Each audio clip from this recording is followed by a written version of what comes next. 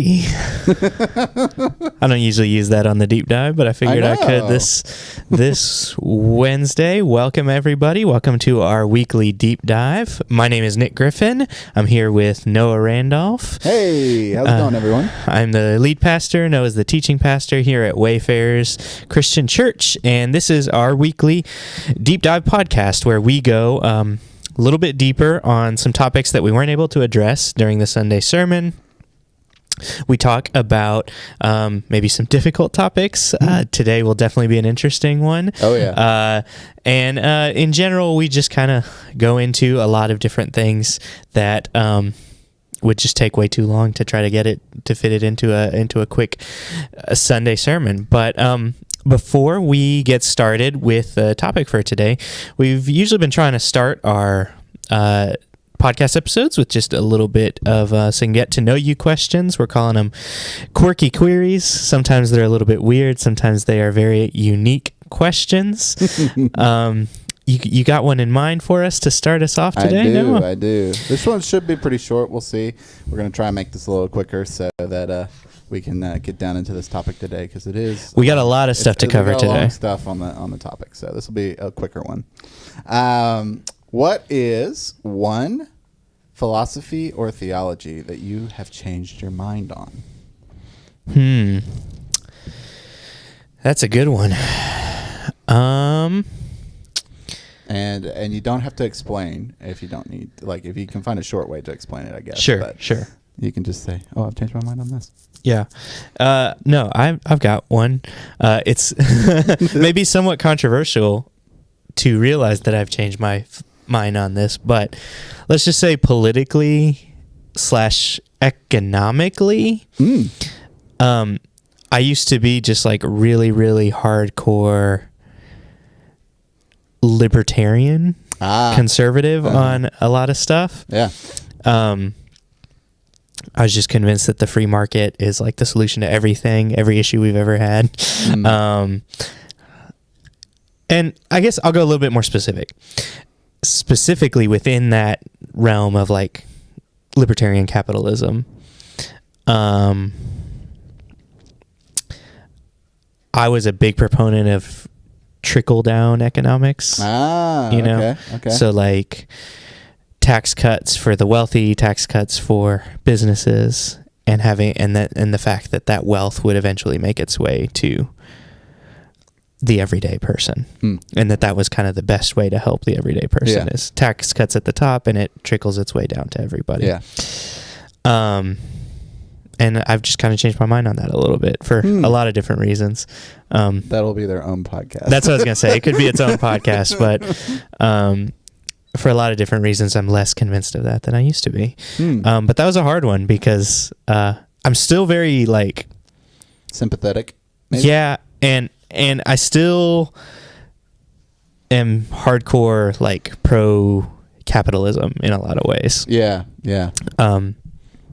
Probably more so than me. I don't know. Oh yeah. And my favorite, it's funny, like one of my favorite podcasts is the Planet Money podcast, which is like an economics podcast. And I always tell my dad that in another world, I probably would have been an economist. I think that's what I would have been really into. So because of all those reasons, I'm still like pro a lot of free market economics, just not certain aspects of it, specifically like trickle down and all that kind of stuff. But it took a long time for me to come to that conclusion, because I was like, oh no, I don't want to be like some socialist or something like that. God forbid. So it took me a while, but I have changed my mind on that a little bit through a lot of study. What about yourself? What's something you've changed your mind on? I thought about the fact that you were going to ask me this, and I was dreading it. But I thought it'd make for good airtime. One that I've changed my mind on recently. There's some that I'm like still like grappling with, so I'm not going to count those because I'm still kind of grappling with them. But I would say that one that I've probably flopped on, probably in the last month or so, has been there is you and I have had a lot of conversations about this off the air, so I'll try and keep it really short because it's a really dense topic. But there's a lot of early Christian writing, specifically from Augustine, that I was under the assumption that I really disagreed with, because Augustine says a lot of things that I feel like get abused today a lot of the time. He for people that don't know, Augustine has a very, we'll just put it, a negative view of humanity and humanity's role in salvation in particular. And really that God is really the only one that operates in that whole process. And for a long time, I thought that humanity played a huge role in salvation. And I might even have called myself there's a fancy word for people that are more on the side of the fence that disagree with Augustine, that is called Pelagian. And I was close to Pelagianism. I wouldn't say that I was full on Pelagian, but I was closer on that side of the fence. And I would say recently I've come back around to a more Augustine way of thinking in that. And so, yeah, that would be the one that I would say. So you've changed your mind on Augustine specifically? Yeah, specifically. I used to think that he was a little... I used to think that he saw humanity as horrible and corrupt and needed God to save them because humanity was very depraved. And after I'm actually reading his Confessions right now, and in reading his Confessions, I'm discovering that people paint theologians in a bad light based off of certain things that they have problems with. And he gets more of a bad rub than you might think. So, for sure. Yeah. And for those of you that don't know, Augustine is considered like a church father. He was a bishop around the 300s, in Northern Africa. A lot of his writings were instrumental to certain aspects of Catholicism, and then especially most notably for like Luther and Calvin and a lot of the reformers. Yeah. So for that reason, a lot of maybe Calvinists that like to reference Augustine a lot. And you found that once you actually went to read him for himself, not just what other people were saying about him, you were like, actually, I think I agree with a lot of what he's saying. It's not as controversial as I thought. Yeah, yeah. So, I think it's hard because he's very personal. And, when you write something very personal, it can be construed theologically as very extreme because he's writing from his heart, and he almost is, I would call, he's definitely an Enneagram 4, by the way. Like, there's no doubt he's an Enneagram. And reading his Confessions, like the boy needed an editor. We'll just say that. Like he liked to wax eloquent in his writings, and it's really hard to read him.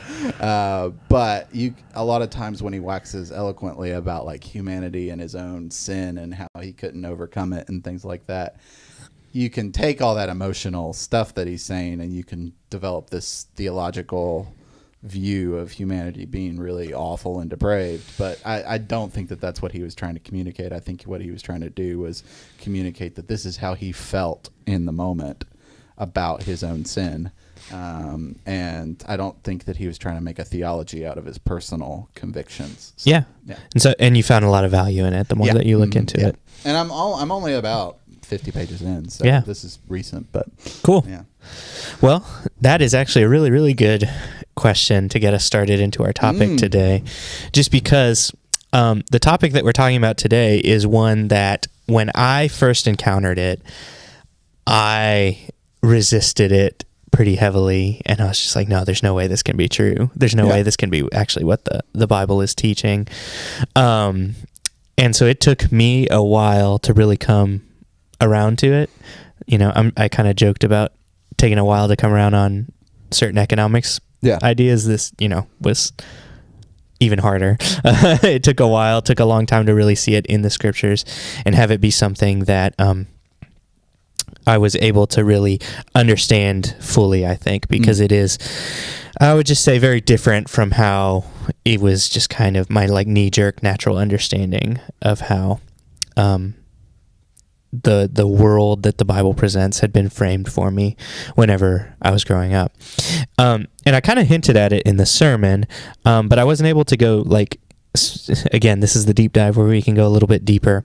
But in my sermon on Sunday, I talked a little bit about the 3 wise men, the 3 kings, the magi, depending on which translation you're using. They get different names connected with them. And one of my main points was that the reason the translators pick all kinds of different names is because they're kind of tiptoeing around the fact that the Greek term that is used to talk about the 3 wise men is the same term that gets used in other sections to talk about like a sorcerer or a magician or I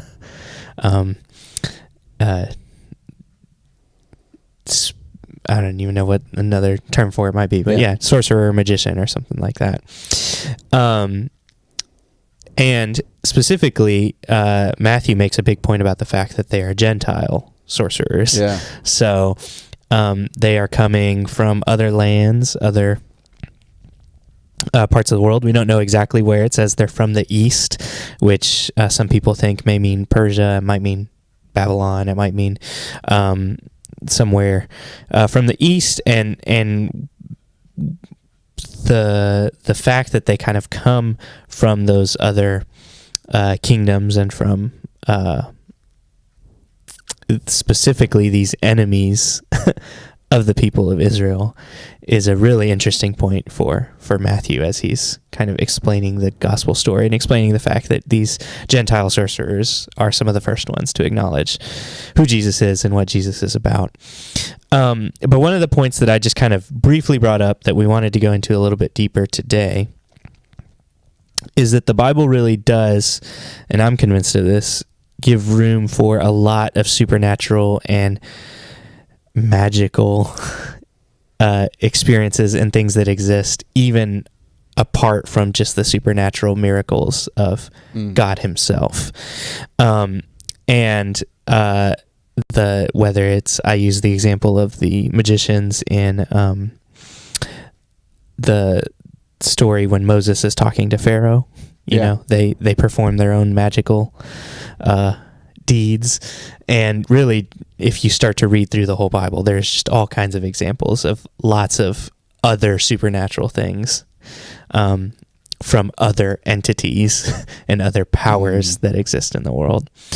And so I know, like I said, I know that even just that statement may make a lot of people uncomfortable because at least I was brought up with this belief that God is the only one who does anything supernatural. If, everything else either doesn't exist or is just some sort of like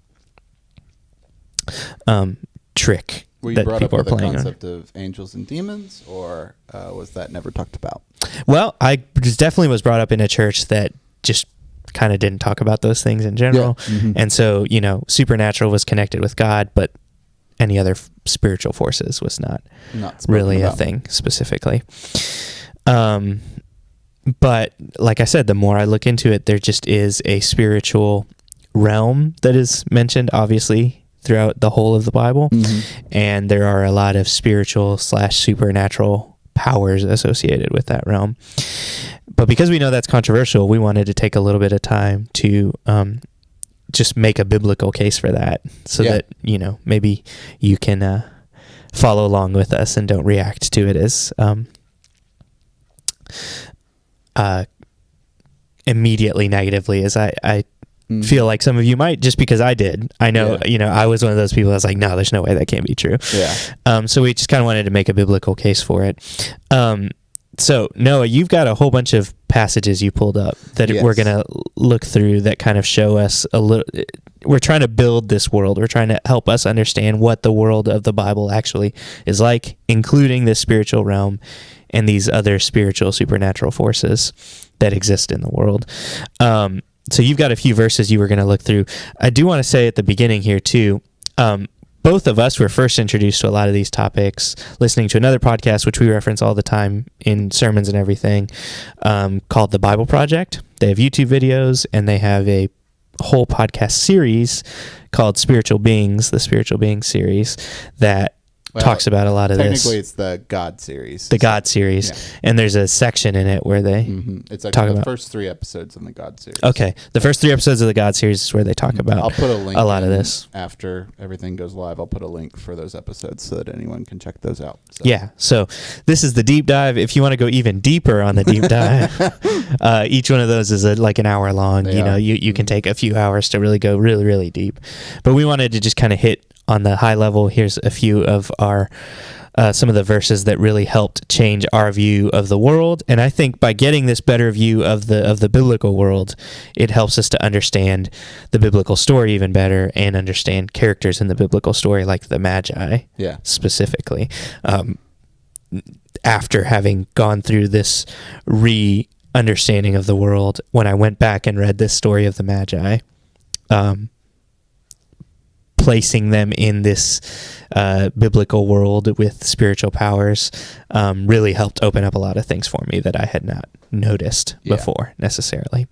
So, do you have anything else you want to bring up, or you want to just jump into some of these verses? I think we should just go ahead and jump into Scripture, and we'll have some fun. So, I'm gonna start us with the New Testament because I think sometimes when you bring up passages like this to try and show things, sometimes when you use Old Testament verses, there's like a critique. Well, yeah, but that's how they thought in the Old Testament. Now we think differently in the New Testament. So we're going to start with the New Testament and kind of work our way backwards into the Old Testament. So we're going to start with 1 Corinthians chapter 8. If you've got that, go ahead and pull it up. 1 Corinthians chapter 8. In which verse? It should be 8 or 9. I'm getting there myself. All right. You want me to read it? Let me make sure it's the right one because I don't want to be lying to you. Once it pulls up here. I looked this up today, and I want to make sure that we're doing it right. Lunch and eating. It is 5, sorry. Okay. I'm going to start in verse 4, actually, and then just for context, and then we'll work our way. Therefore, as to the eating of food offered to idols, we know that an idol has no real existence, and that there is no God but one.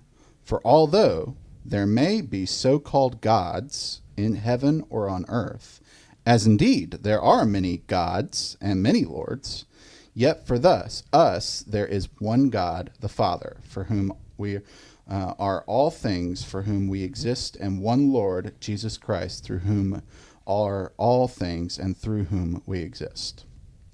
So in the context of this passage, Paul is dealing with the First Corinthian church, who is dealing with a really hard situation where all meat in their culture was sacrificed to idols in temples.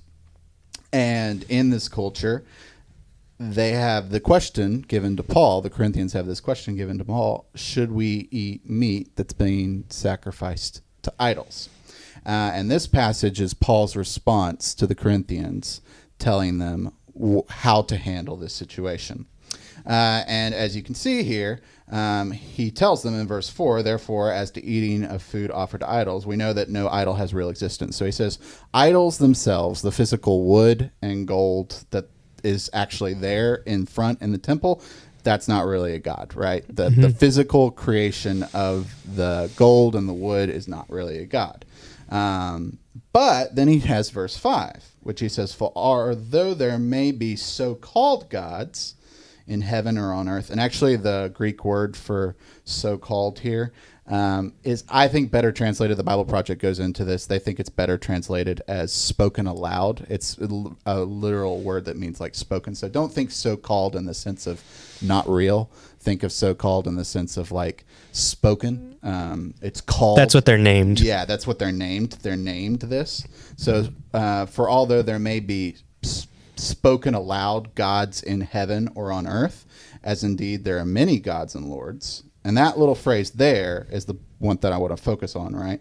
He says, although there may be gods that everybody talks about in our common time, and then he has this little caveat that says, as indeed there are many gods and many lords. And then he has verse 6, which says, yet for us there is one God, the Father, for whom are all things, for whom we exist. So basically in this context, he's saying the idols that the meat's being sacrificed to, they're not really gods.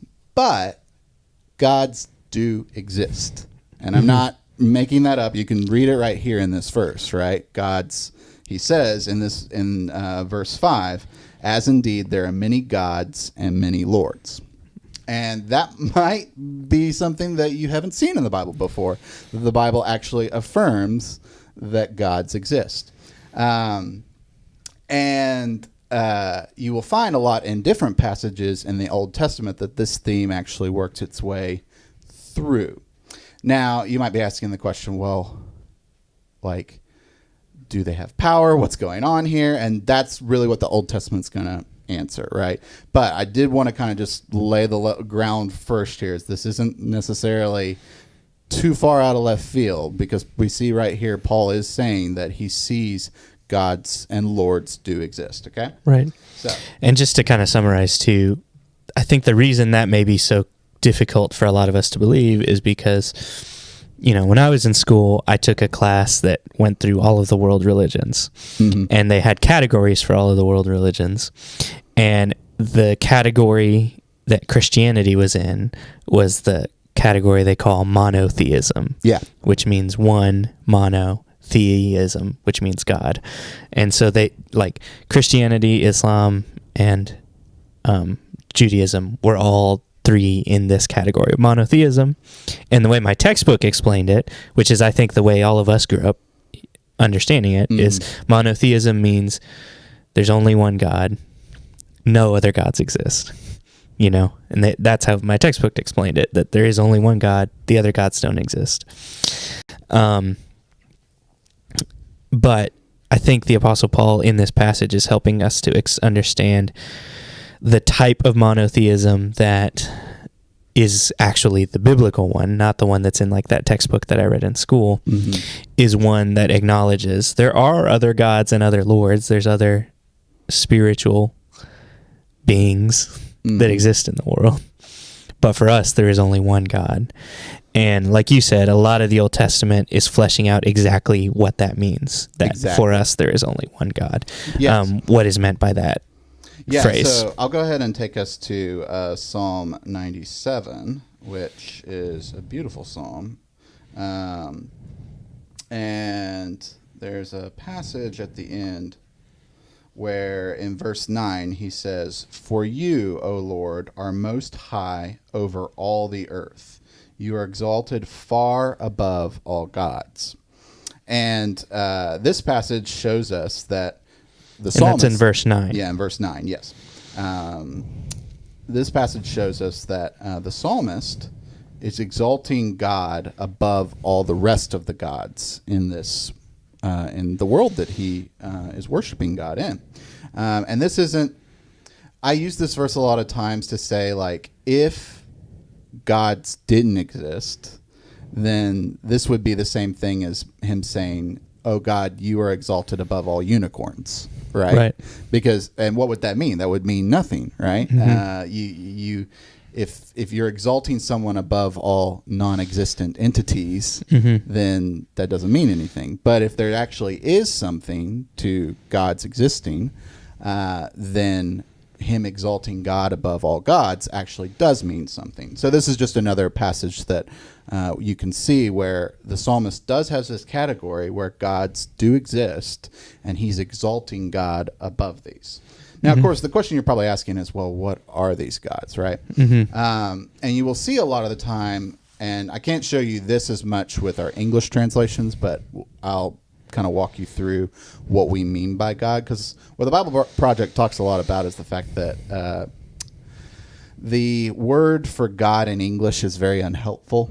When we think of God, we think of the big man upstairs, the person that has power and authority to be able to level mountains. And when I say the phrase, "there are other gods," immediately you like think, whoa, what is this, like polytheism? Like, what's going on here? Are you thinking Greek mythology and Roman mythology? And no, that's all of that is our Western understanding of the word God sort of coming in and making things really muddy. The Jewish understanding of the word God was actually a different word. In Hebrew, it's Elohim. And Elohim doesn't mean a supreme being that has complete and utter control over everything.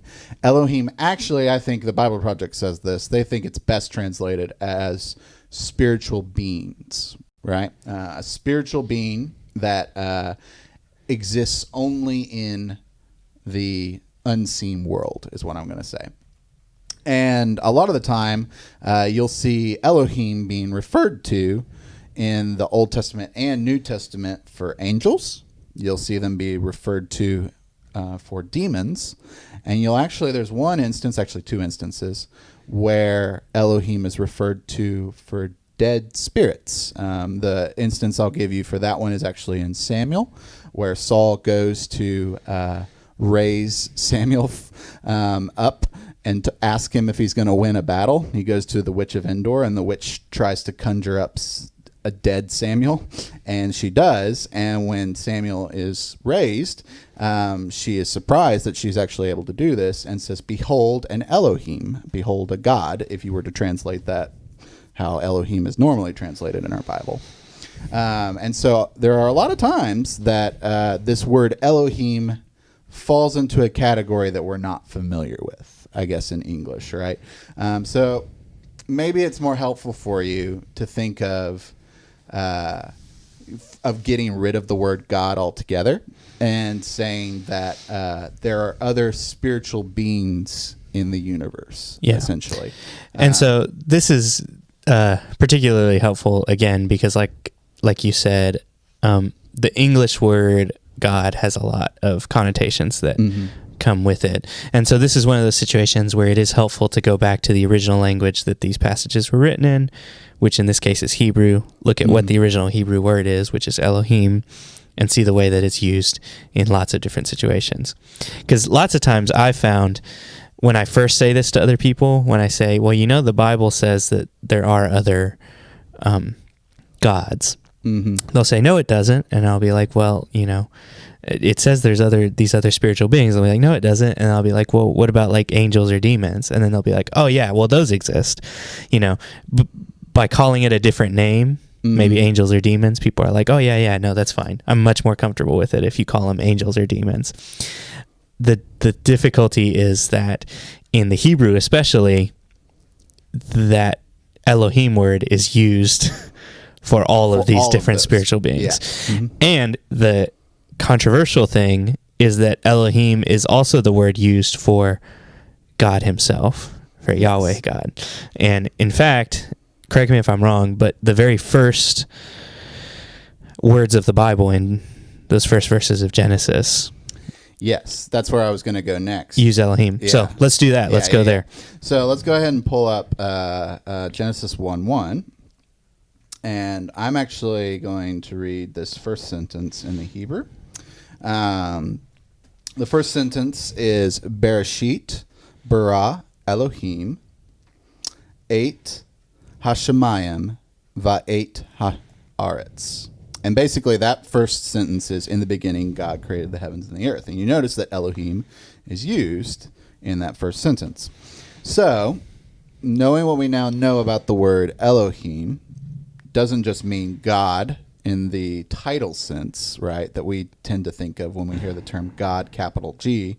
We think the Judeo-Christian big man upstairs kind of God. Elohim actually can mean an angel, can mean a demon, can mean an undead spirit, question mark, whatever you want to think Samuel was in that passage, can mean all of these things. So in Genesis 1, we have a very vague descriptor of what created the heavens and the earth, is what I'm saying. We have this word Elohim, created the heavens and the earth. And I think, and you think this as well, and the Bible Project also thinks this, is that there is an intentional vagueness to Genesis 1 that the author is setting up, so that when you get to chapter 2, chapter 2 actually specifically names this Elohim as Yahweh. And that's the first time the name Yahweh comes up in Scripture is in chapter 2 of Genesis. And so the authors, everyone assumes, were attempting to write this first chapter as a way of inviting you into the question, what Elohim? Like, well, who is creating the world? You know, you're meant to read Genesis 1 and ask the question at the end of it, wow, that's a powerful Elohim. Who is that? Right? You know, when we go and read Genesis 1, we already know what God created it. We know it's the one God. But in their culture, if you had been a Canaanite, if you had been a Babylonian, you would have read that and you would have been like, what God are they talking about? You know, like what Elohim are they talking about? And that's kind of what we're missing when we read Genesis 1. And so this is kind of why this matters, right? So when you start to peel back the layers of this word Elohim and begin to understand that there are more Elohim than just God, and that we live in this kind of more mystical world where there's other beings that claim the title of Elohim, Genesis 1 sort of steps out more with you asking the question at the end of it, what Elohim created all this? What Elohim could do all this, right? So from there, you have Genesis 2, which explains Yahweh as the Elohim. And we begin to understand that the God of the Israelites is the God of all creation, and he's the God that we should be serving. But I wanted to basically work into these other Elohim, these demons, these angels, and kind of look at a few passages that kind of show us what they are, what they're doing, and how they all came to be, right? So let's go ahead and go to Genesis chapter 6. Everything okay? Yep. Okay, cool. We're good. Genesis chapter 6. And we'll go to verse 1. So it says, when man began to multiply on the face of the land, and daughters were born to them, the sons of God saw that the daughters of man were attractive, and they took as their wives any they chose. Then the Lord said, my spirit shall not abide in man forever, for he is flesh. His days shall be 120 years. The Nephilim were on the earth in those days, and also afterward, when the sons of God came into the daughters of men, and they bore children to them. These were the mighty men who were of old, the men of renown. So this is a really weird passage, by the way. Oh, yeah. And there's a lot of controversy surrounding this passage. Who are the Nephilim?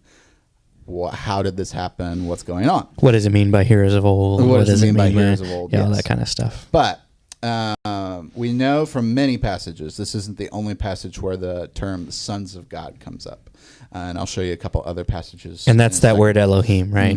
It's sons of El, actually. Sons of El. El is the shortened version of Elohim. Okay. Right?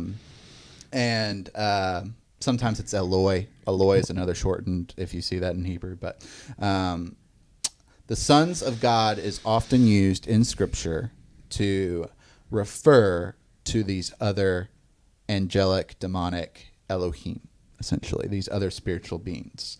And we see in this passage, it appears that they are able to take human form and procreate. Another example of angels actually being able possibly to do this is actually the Sodom and Gomorrah story, where you have two angels and the Lord come down and they eat a meal with Abraham. And then the two angels go down to Sodom and Gomorrah while God stays and talks with Abraham. And while the angels are down in Sodom and Gomorrah, they are almost raped by the men of Sodom and Gomorrah. So they were at least in risk of being able to be raped in that particular story. And Lot has to pull them out of danger and keep them safe before Sodom and Gomorrah is destroyed. And that's a good example. And so that's two illustrative stories we've talked about already. One is that raising of Samuel by the witch, and the other is the story of Sodom and Gomorrah. Just for sake of time, we're not reading those stories, but if you want to, we'll make sure to link the Bible passages where those two Yeah. stories happen later. If you're not familiar with either of these stories, because they're two of the more wild stories in the Bible, and so if you want to go read them for yourselves, you can. We'll make sure to link all these stories as well. For you to do a little bit of your own research. But yeah, that's another one of the stories where you find these Elohim taking on human form in some form or another. Yeah.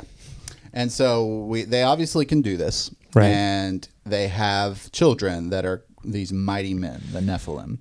There's a lot of debate about what these were, but most people assume that this is where Goliath in the David and Goliath story comes from. Goliath may have been related to the Nephilim.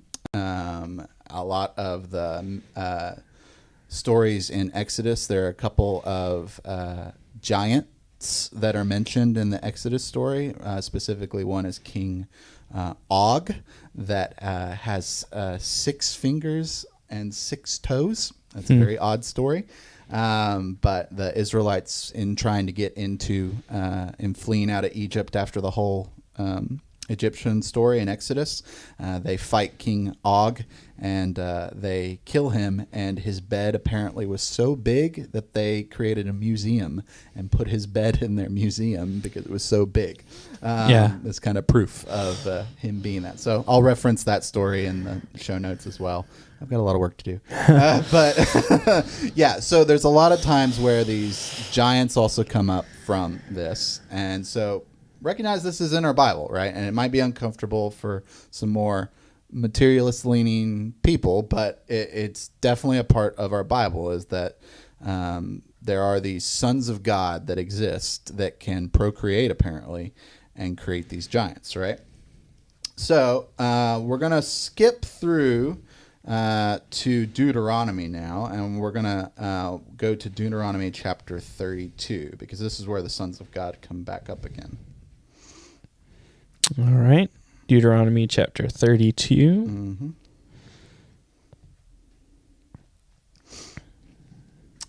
And this is going to be... So, kind of the context of this, Moses has just given the law a second time to a new generation, and they're about to enter into the promised land that they've been promised. And so he's giving them some last-minute instructions before they enter in. And he says, remember the days of old. Consider, this is verse 7, by the way. Remember the days of old. Consider the years of many generations. Ask your father, and he will show you. Your elders, and they will tell you. When the Most High gave to the nations their inheritance, when he divided mankind, he fixed the borders of the people according to the number of the sons of God. But the Lord's portion is his people, Jacob, his allotted heritage.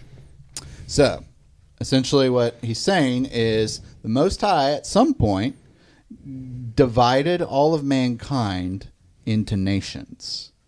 And he ordered each son of God a particular nation to be lord over it, essentially. And so traditionally the number of nations in the Old Testament was 70.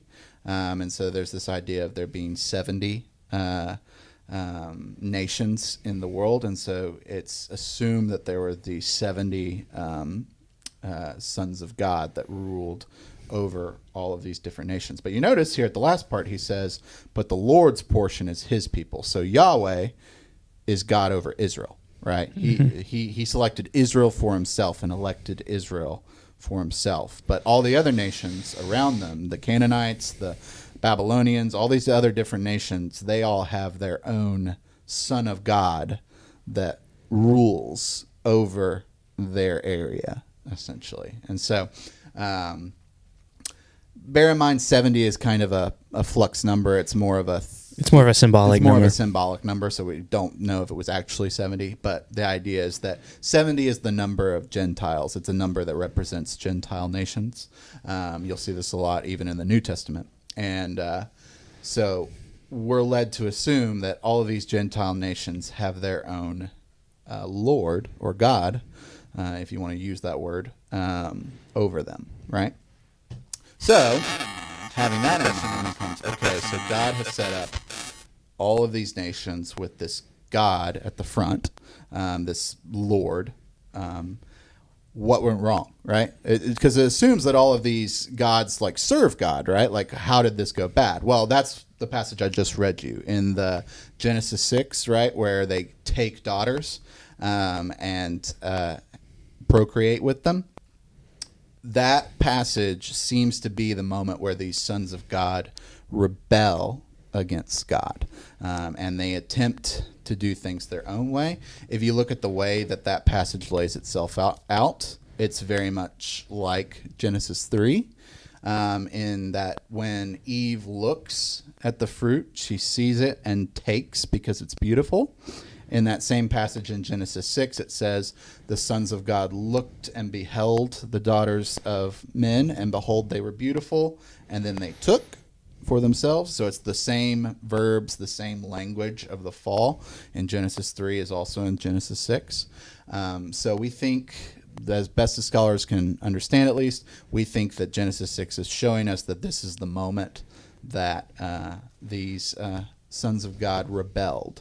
And most so in the first chapters of Genesis, you have the fall of man. Right. In Genesis 6, you have the story of the fall of these the Elohim. Yes, the fall of the Elohim. Exactly.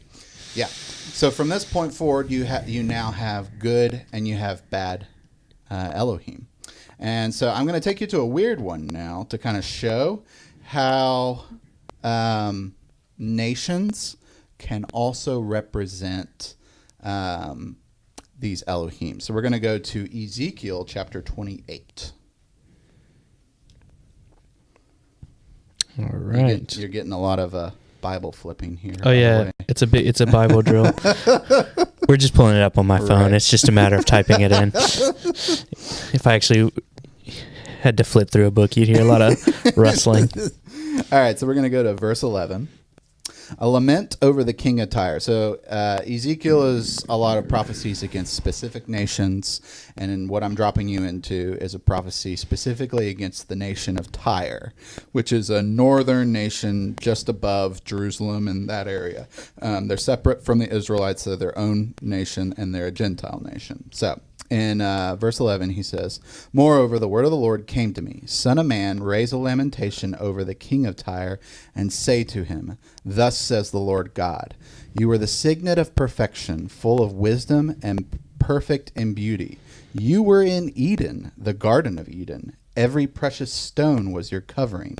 Sardius, topaz, and diamond, beryl, onyx, and jasper, sapphire, emerald, and carbuncle, and crafted in gold were your settings and your engravings.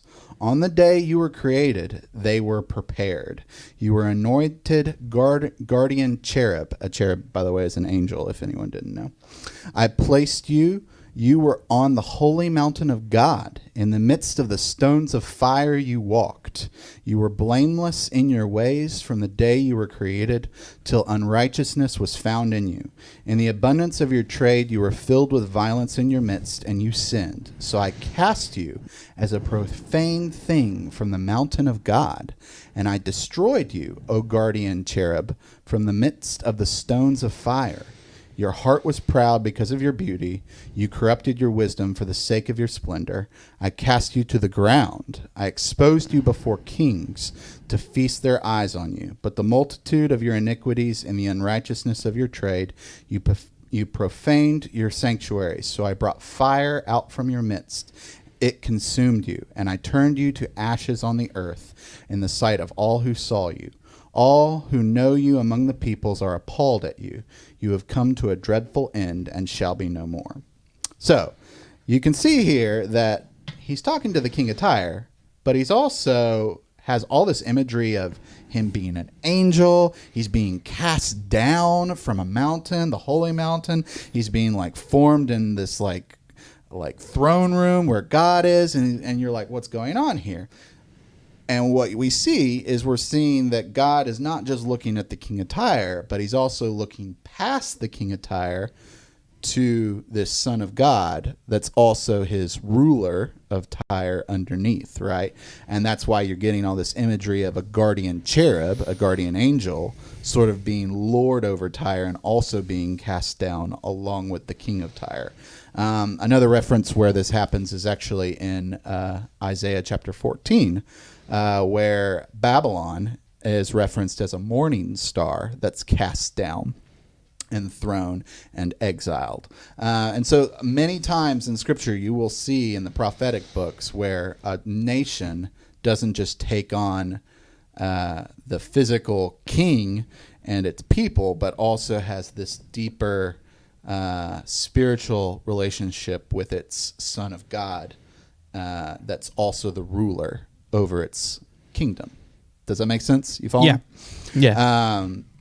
And so I'll point out another example of this. We won't go to this one, but there is another example of this where in Daniel, after Daniel receives a vision, he prays to God for an answer to the vision that he's given. And before he has to wait a long time to get the answer to the vision, and eventually an angel comes and delivers the answer to the vision. But when he gets the answer to this vision, the angel tells him, the reason I was delayed was because the prince of Babylon, the lord over Babylon, prevented me. And it was only until Michael came and helped me out, that Michael's another angel, Michael helped me out, that I was able to escape. So Babylon has its own prince or lord or son of God that also rules over it. And apparently it's also bad. And it prevented Gabriel from being able to deliver the message to Daniel. So you can also look that one up if you're looking for other examples of these sons of God being able to rule over specific territories, right? And them kind of and being connected with specific nations, exactly, and all that kind of stuff. Exactly. So that's a lot. Right. I feel like I've done a lot in like a very short amount of time. So I don't know if I want to go any further than that at this point. Is just to kind of reiterate, we've got more than just God. We've got these Elohim that we're going to call, that are these lords over these specific territories and countries and areas. And they can, in some form, either some of them have rebelled, some haven't rebelled. We don't really know. But some obviously have rebelled. And they can prevent angels from delivering messages. They really have control over these particular things that are going on. And so what Paul is saying, we'll go all the way back to the Corinthian passage where we started. What Paul is saying is that, yes, it's possible that this meat could be offered to someone that is lord over this area right now. It's possible that it could be offered. And in that case, you need to stay away. You don't want to mess with that. But recognize that the image that they've created, the gold, the wood that they've carved to make an image of whatever, isn't real. The image is not real itself. But it is possible that there are these lords and principalities, these powers that rule over these specific regions.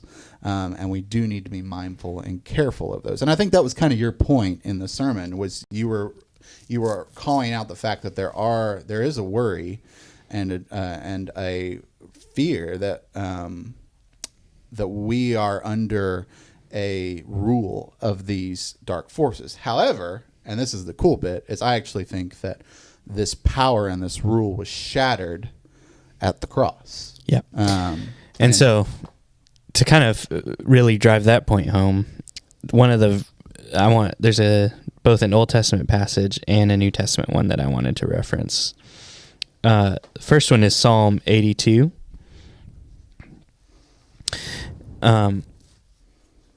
Which mentions just verse 1 specifically. It says, God presides in the great assembly. He renders judgment among the gods. And one thing I did want to make sure to emphasize is that when we are acknowledging the existence of these other Elohim, these other spiritual beings, these other sons of God, these other lords, we're not saying that they're all equal and they're all on the same level. No. And we don't say, and the Bible doesn't even say that. No. It specifically references this assembly of gods, like and it uses terms similar to like a king's court. Yes. all of the lords and knights and everybody that comes into a king's court. But there's still only one king, only one judge that rules and resides and presides amongst all of them. And the story of the Bible is that God himself, Yahweh, creator God, he is the one that is the Lord of all, the Elohim, the creator of everything, the one who created everything from the beginning. And part of, I think, what was so awe-inspiring for the Jews was that it's not just any Elohim that decides to make the Jews his people. It is this God, the God above all gods, the God who is the king and creator of the universe. That is the God who specifically chooses the Jews to be his own people. Right. And so they feel really special, and they feel like they have this connection to that God. But what's incredible is you find it's the story all the way through the Old Testament and into the New Testament. You just see over and over and over again, you start to kind of catch glimpses of the fact that the whole world is God's, not just these few people, and that God's plan all along is to bring everybody into his family. Yeah. Not just the Jews, but to bring everybody together into that relationship with the God who created everything. Exactly. And the thing kind of standing in the way there of him being able to bring everybody into his family is that a lot of these people, especially these Gentiles and pagans and people in all of these other nations, they have not submitted themselves to the Lord. They have instead made themselves slaves to these other sons of God, to these other Elohim, to these other spiritual beings.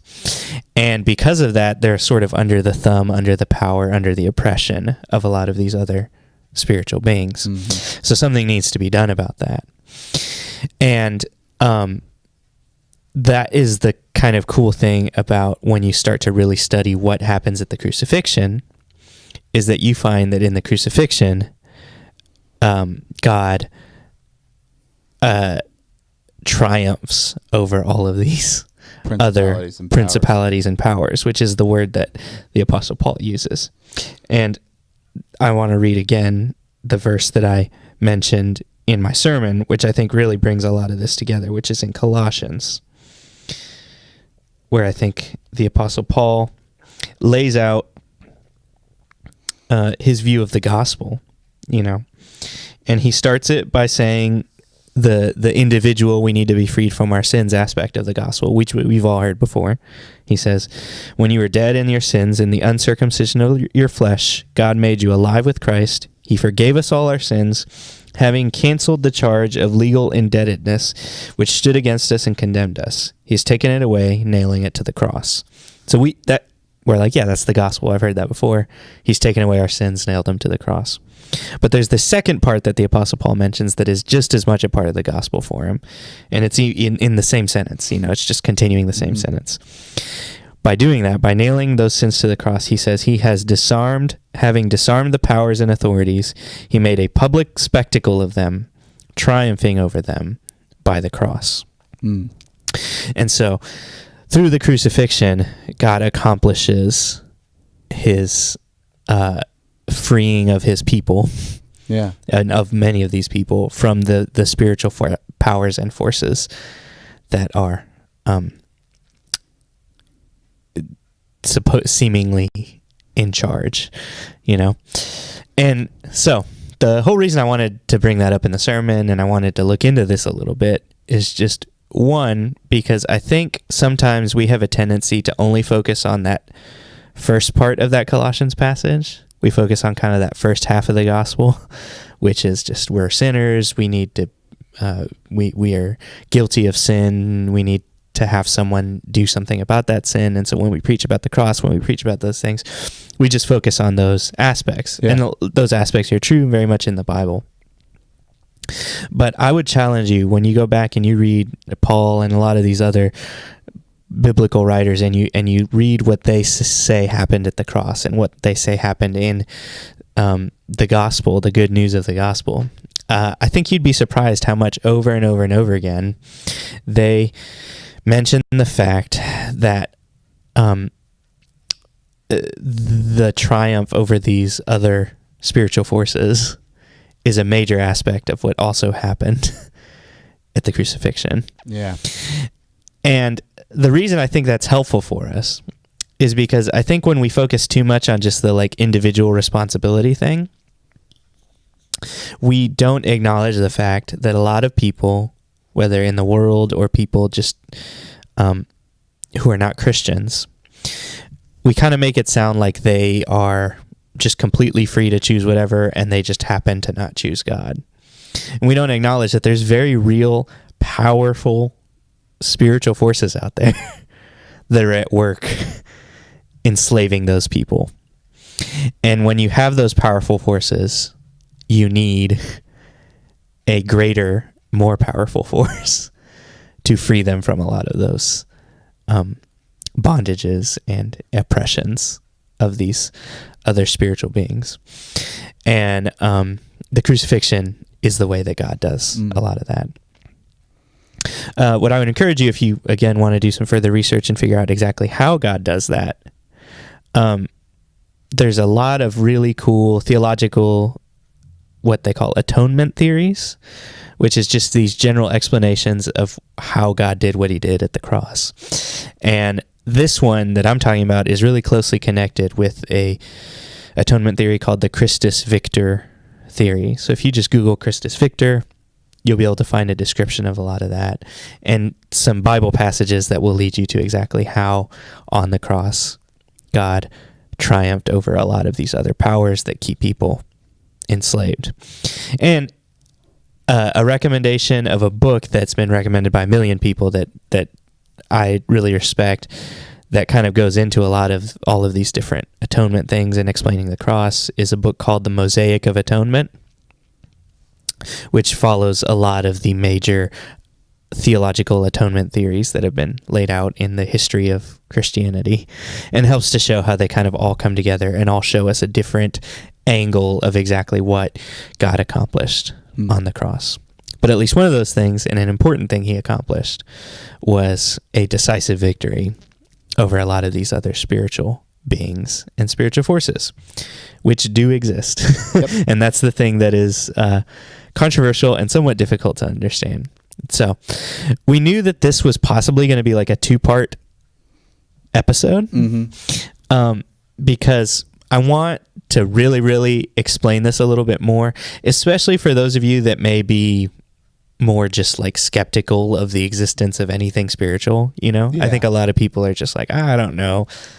If I can't see it, does that really exist? The things we can't see, you know, can't touch. If science can't measure it, right, how do we know that those things exist? How do we know that those things are real? And we, in general, when we hear people start talking about gods and demons and angels and spiritual beings in the spiritual world and oppression and all this kind of stuff, I know a lot of people that start to kind of roll their eyes, start to kind of tune out, start to not really believe it. It starts to feel like just ignorant, ancient beliefs that we're modern people. We don't believe in any of that kind of stuff anymore. So next week, we want to go into a little bit more of what a modern understanding of this is. Yeah. I think we've laid out what the ancient understanding of it is, what the biblical understanding of it is, but how does that fit in with our modern world and modern sensibilities that we have? So I would encourage you, just tune in next week and we'll be looking at that specific topic in general. I also would encourage you to tune in with us this Sunday. It's been fun. We've been having some guest speakers that have been preaching at Wayfarers. We've got another one this Sunday. I guess I'll just keep it a secret again, since I kept it a secret last time. You'll have to tune in to find out. Yeah. But I'm excited about it. Another great guest speaker. I think you'll really, really enjoy it. We're going to be looking at the story of when Jesus has to, as a refugee, flee to Egypt with his family to escape the death of children his age. It's a really interesting story that has a lot of layers to it, and there's going to be some interesting ways that we're going to be able to connect that story to even what we're talking about next week. So I'd encourage you to tune in. Also, it's Toby's first birthday today. He is 1 year old. Toby. So I know Toby and Adrian like to tune in every once in a while. So happy birthday, buddy. Thanks for tuning in and watching. I'm sure he's getting a lot of theological knowledge by osmosis listening to all of this. So, for all you watching, you guys should go to like Adrian's Facebook page or something and wish Toby a happy birthday too. Either way, thanks for tuning in. We will see you guys this Sunday. See ya. Bye.